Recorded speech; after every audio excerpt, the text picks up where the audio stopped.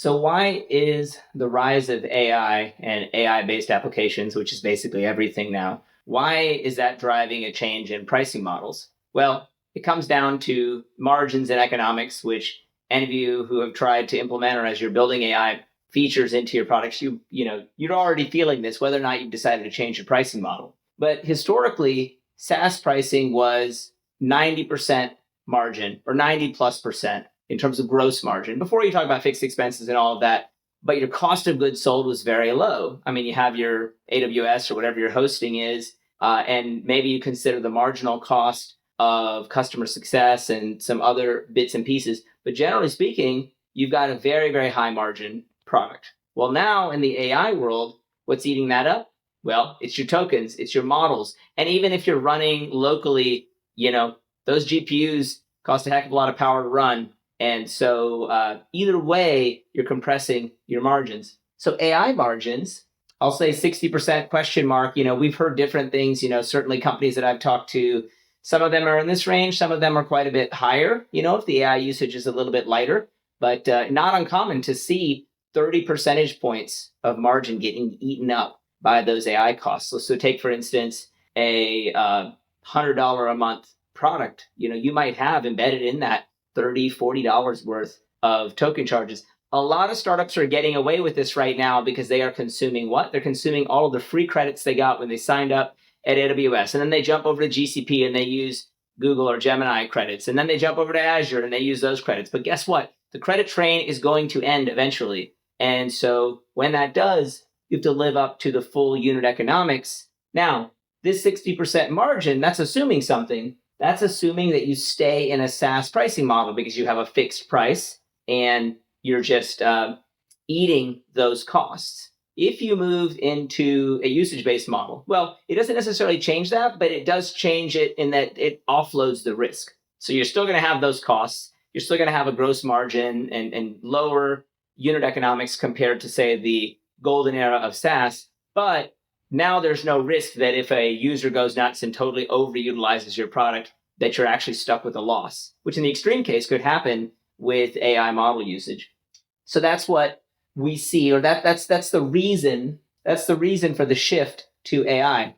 But now, okay, you might almost call that the bad news from a pricing perspective and how this sort of ball got rolling, from the spectrum of SaaS-based toward outcome-based. So now we're into usage. But can we go further? And this is actually where the curve starts to inflect upward in favor of what AI brings to the table. And that's that for the first time, we can think about products that can actually do a full job, like a full thing that the client wants can actually get done. So that's the agentic outcome down here. And that's what everybody's after, whether that's, you've all heard about in travel, the idea of booking agents that can just take care of it for you and plan the whole trip. Or we've certainly seen in the voice AI space that in place of call centers, you've got voice AI that can actually take the call, schedule the meeting or the appointment or whatever it may be.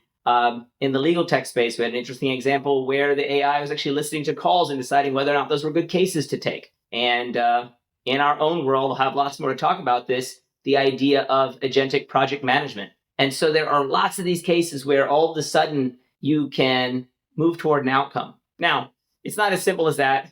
The AI, state-of-the-art AI in some of these use cases is actually accomplishing maybe 60% of the job, maybe 50% of the job. Sometimes for really simple outcomes, it is actually 90, 95, 100. And so it does vary, but that's driving this notion because if you can get to outcome-based pricing, well, outcomes get paid a heck of a lot higher today than software.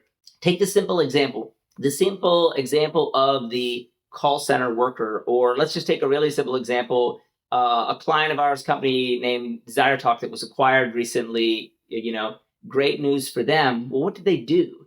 They brought voice AI to companies like plumbers, electricians, home services companies like that. And a lot of that was just appointment setting. But if you look at it from a plumbing company's perspective, what's the cost of appointment setting? Well, it's the cost of having a full-time person. Maybe that's $15, $20 an hour. Maybe it's $25 an hour. So that's, on a full-time basis, that's $40,000 a year. That's the price of that service. If you have software that can do that for orders of magnitude less, then that's a huge, huge win. But it also inflects upon your pricing. Depending on the complexity of that, as a fully delivered outcome, you may be actually able to capture thousands of dollars a year in revenue with the agentic outcome versus hundreds of dollars a year for just software. And so that's actually compelling AI companies to move towards outcomes because they have the potential to be much more profitable.